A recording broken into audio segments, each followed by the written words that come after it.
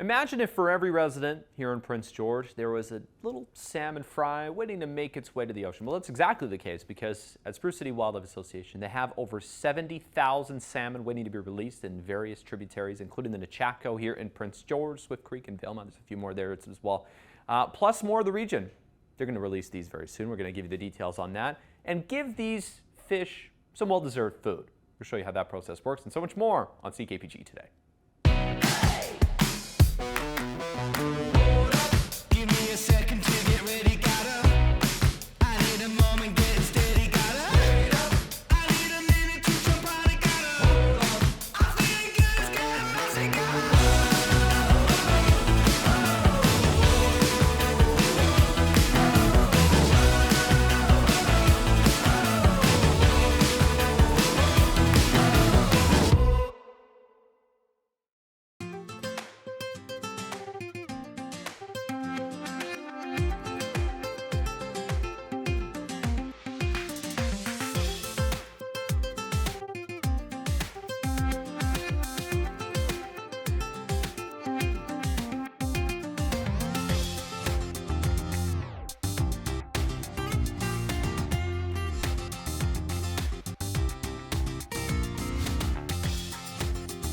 As you can see here, it's a fish frenzy at the Spruce City Wildlife Association these days because they're getting ready for some big community releases here in Prince George. Thanks so much, Dustin, for telling us a little bit about this. Thank you for having me. Yeah, this is, it's got to be like your favorite time of year. Or one it is.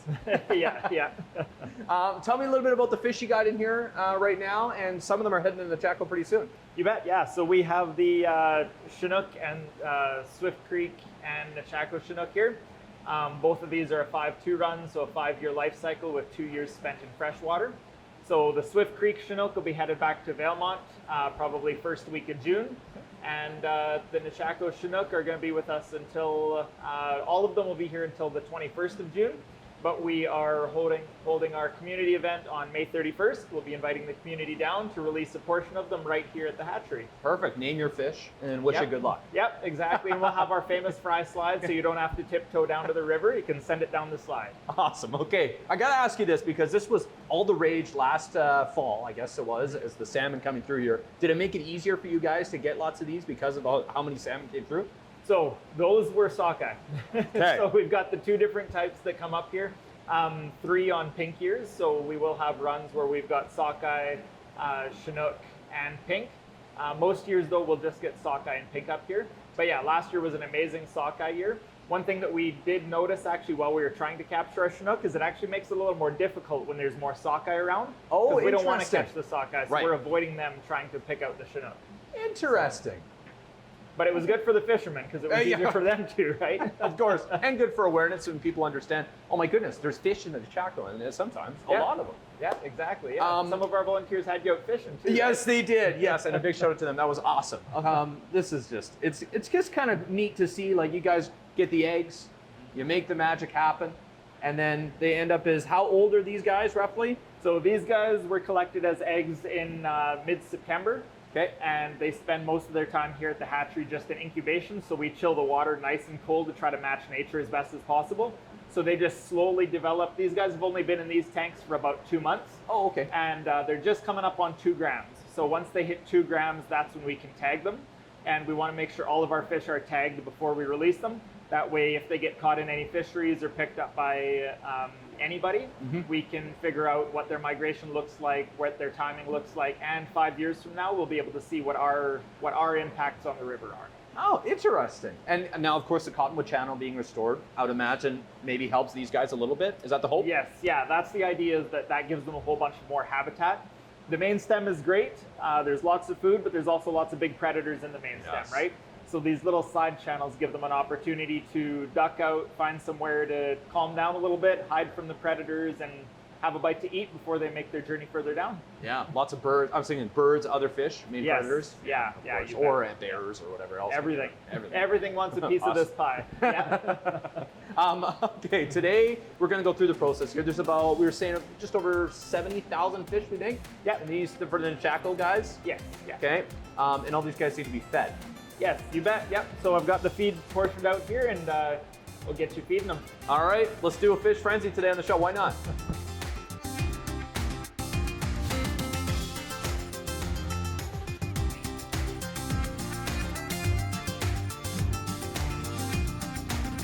in the hatchery, we don't want to domesticate these guys, so we'll give them a little less food than they would actually want. We don't want them too chunky. We don't want them too skinny. We want them to be a good, competitive, active fish. Well, when the fishermen say, come on, make us a couple lunkers. Right, yeah, exactly, right?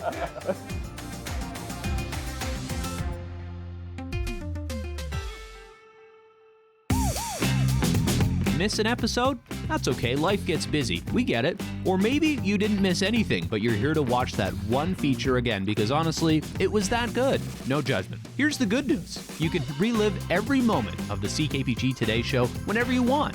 Head over to ckpgtoday.ca, click on the Today Show tab, and voila. So grab some snacks, kick back, and binge away because let's face it, life's too short to miss out on great local TV.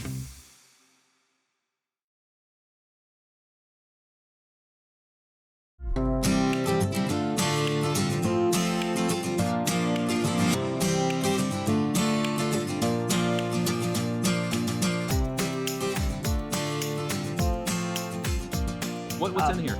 This essentially is ground up bugs, ground up fish, mixed with some oils and omega-3s and that sort of stuff. All the things that these guys should be having in the wild. Okay.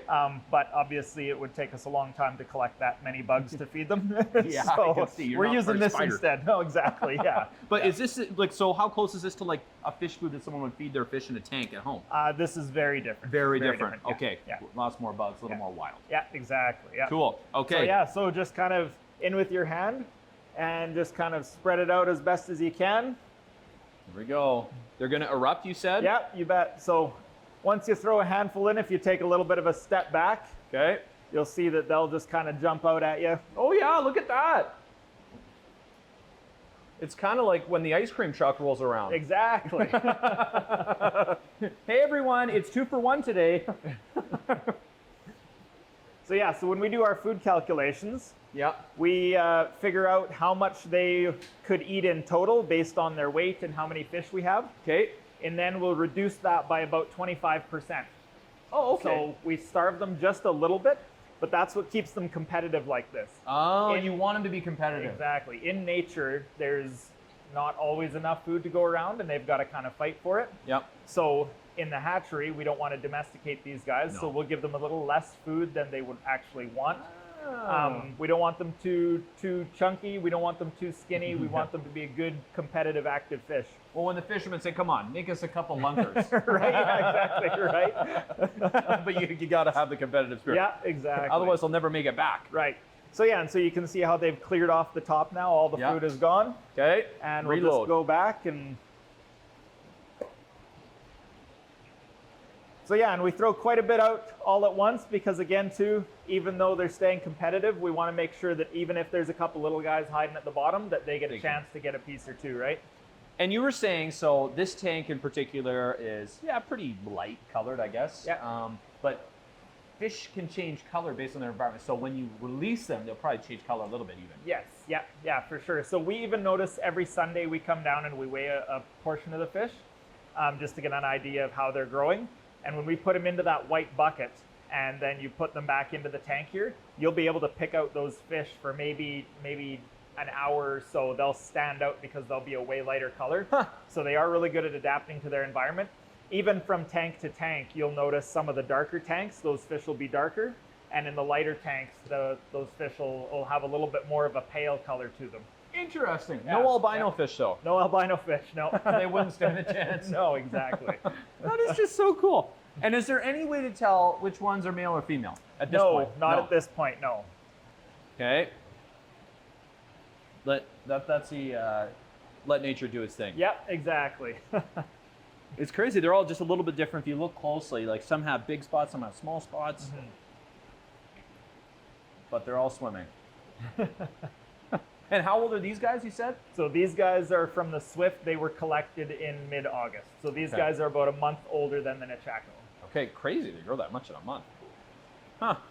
And now, so the release in Valemount is already done. It was done on Mother's Day, you said. Yeah. So our community release there is done. Okay. The rest of these guys, so there's about 21,000 that we have left here. This will be part of what we call our bulk release. Okay. So we'll be taking all of these 21,000 fish. Actually, at the end of this week, they're all going to get tagged and clipped. We have some partners coming in. Clayton Fisheries crew is actually coming down to help out, along with the Department of Fisheries. And what they're doing is they're going to clip off the adipose fin, and they're going to take a tiny little microscopic tag, and that actually goes just in the nose, in the snout of these fish. And having that missing adipose will identify them as a hatchery fish. Yep.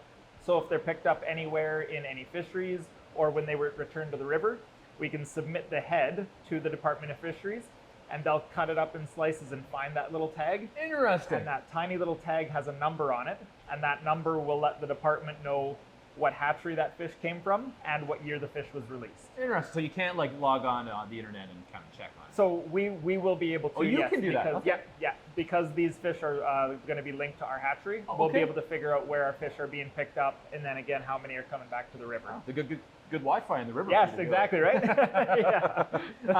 Okay, so if people wondering, community release coming up again here in Prince George. When did you say it was? May 31st. May 31st. May 31st, yeah. We're going to have a bunch of other community groups down here, outdoors groups. We'll have a free hot dog barbecue sponsored by Save On Foods. So there's going to be drinks, hot dogs. We'll have some music playing. Have a couple guest speakers coming down and talking about the salmon and that sort of thing. So yeah, come on down, May 31st.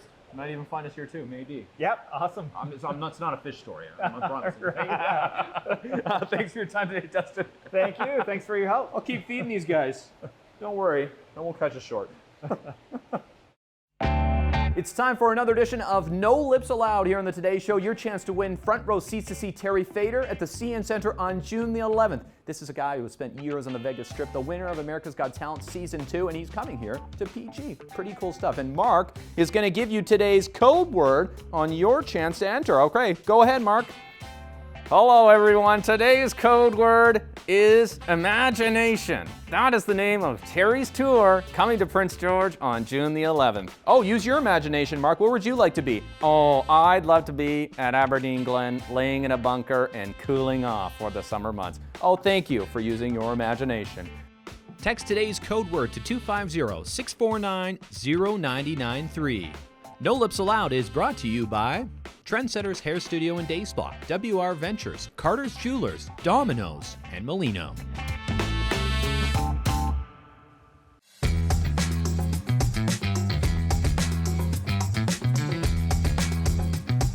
Tired of missing the good stuff? Let CKPG Today come to you. Our new weekly email newsletter delivers local stories, contests, and can't-miss moments from the show straight to your inbox. No digging through social media anymore. It's free, it's easy, and it's very local. Sign up now at ckpgtoday.ca or by scanning the QR code on your screen now.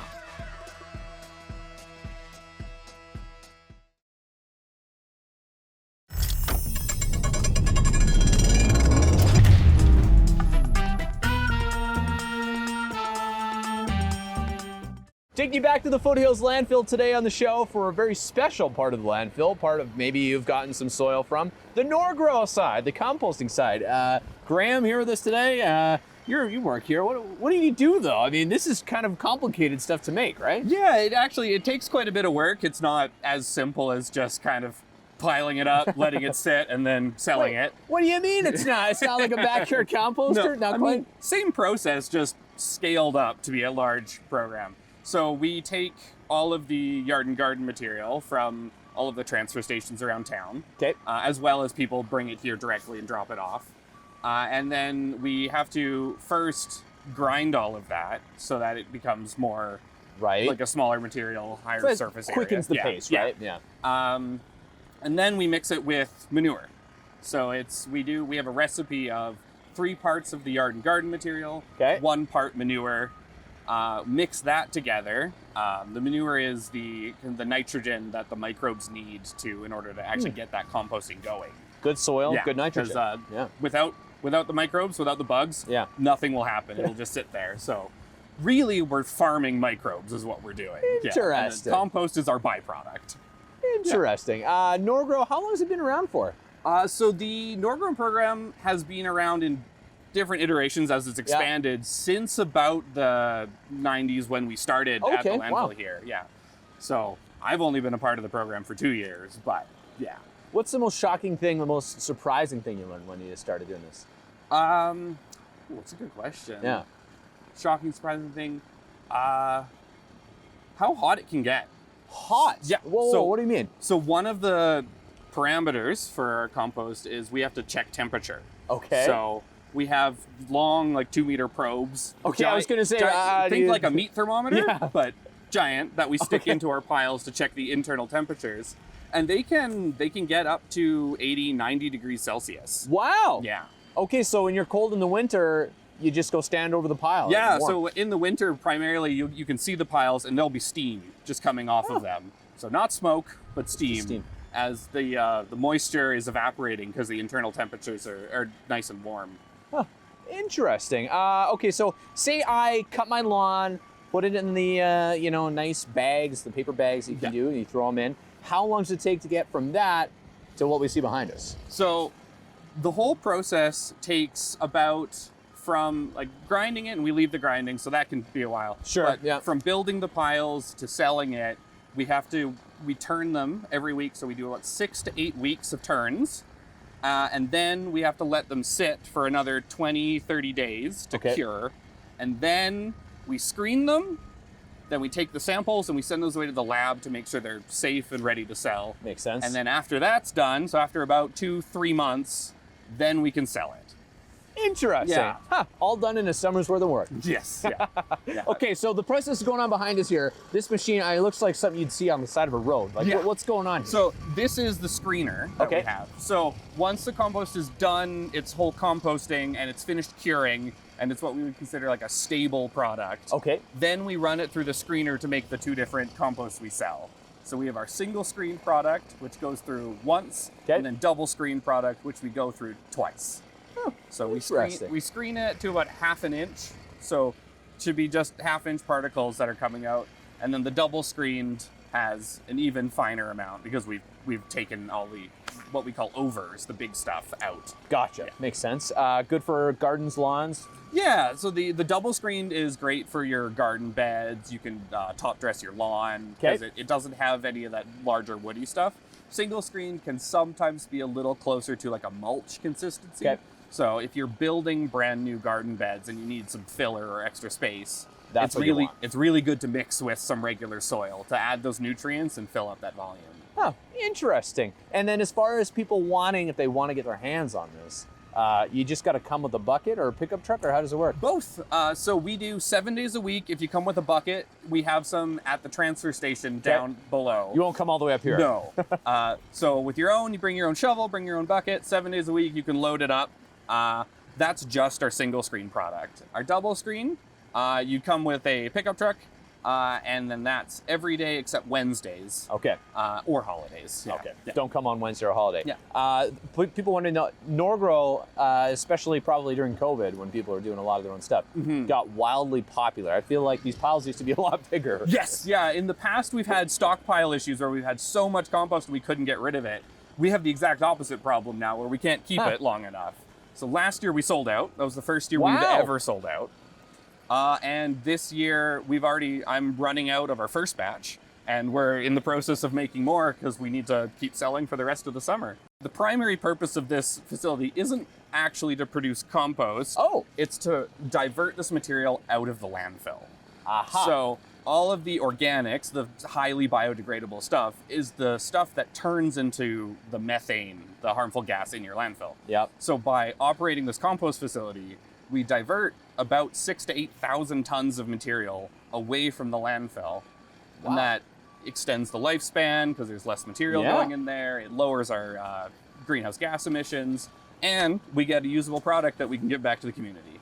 Win, win, win, win is all I'm hearing from Grant today.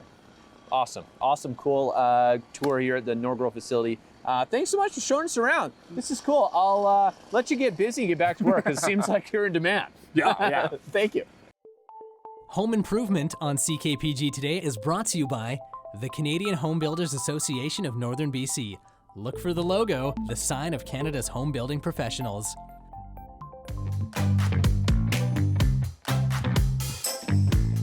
Taking a look outside at our CKPG snapshot of the day from Beverly Gervais.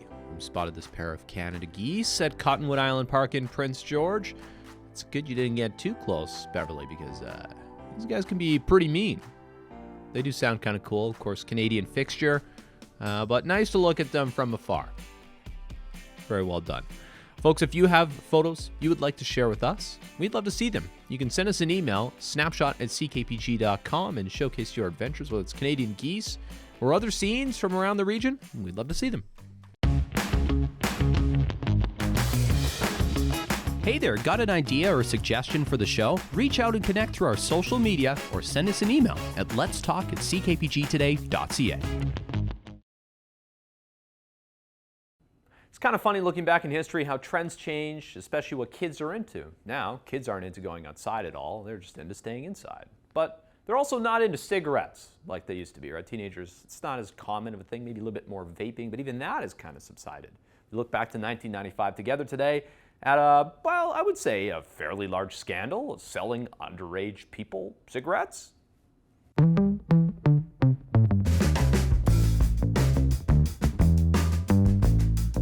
Taking a look back to 1995 today, the headline reads, "Smokes away because merchants in Prince George didn't seem worried about selling cigarettes to minors." I guess it's good if you're a minor. Anyways, as the article reads here, hey kids, want some cigarettes? It's easy. Just go to virtually any store in Prince George and buy them. Chances are excellent you won't be asked for ID, despite the fact it's against the law to sell tobacco products to people under 19. And there you go. The Free Press at the time here was trying to crack down on this and showcase a little bit of what was going on. But even in the picture, Bill Reed, he's a 17-year-old, got sold cigarettes from 9 out of 10 stores he went to, even though you had to be 19. Not a great track record for the city. There you go. Funny how you give things 30 years and they change. They do indeed. Thanks so much for watching today, folks. Of course, No Lips Allowed continues all week long. Your chance to see Terry Fader live in person at the CN Center on June 11th. So keep watching for that code word every day. Plus, we'll have a special guest giving the code word on Friday. So stay tuned for that as well. We'll see you for more good stuff on the show tomorrow. Bye for now.